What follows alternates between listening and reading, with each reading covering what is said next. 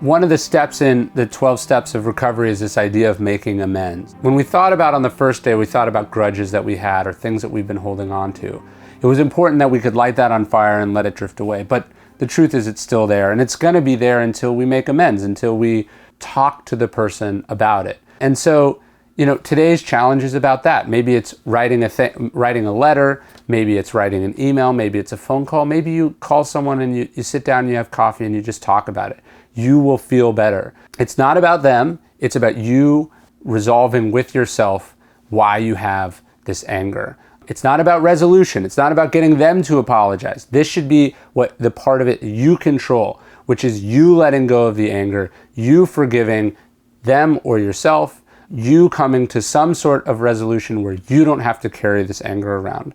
And one of the things that Seneca talks about is how often we are angry at good people, right? He says, let's not be angry at good people, for who will we not be angry at if we rage at the good? The truth is the people we have the most anger for are not, some murderer in a foreign country. It's not some dictator. It's not the people doing great evil in the world.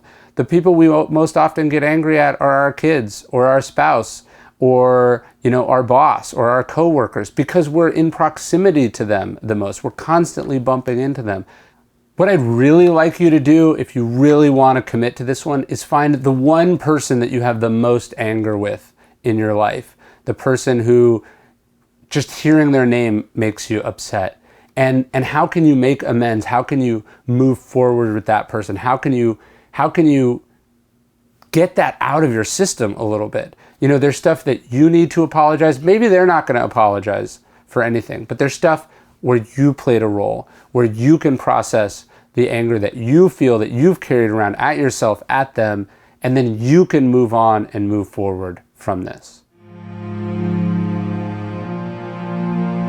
One quote that's always struck me is from a guy named Publius Syrus. He's a slave, not unlike Epictetus, who became a philosopher. He said we should always shun which makes us angry. And then he said another thing. He said, rivers are easiest to cross at their source. And I think what he meant by that is that it's inevitable that there's going to be things in our life that piss us off, that cause us stress and anxiety, and because of those things, anger. And so if we can nip them in the bud, if we can solve them, we're going to be less easily frustrated. We're going to have more patience.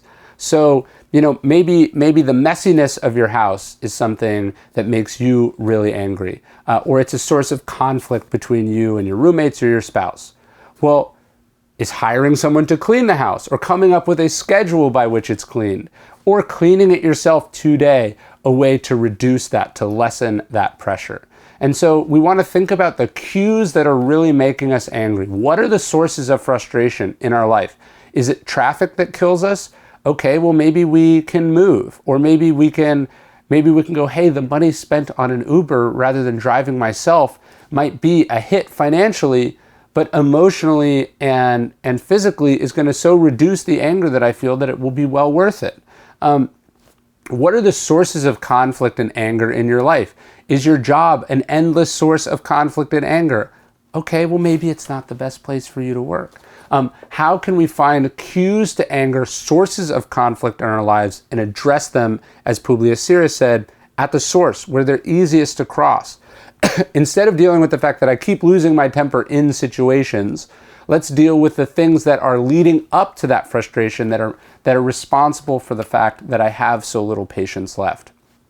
And if there's ever a place to spend money in your life, or to plan or be deliberate, it's going to be here, where you can reduce the toxic anger that you end up feeling on a daily basis.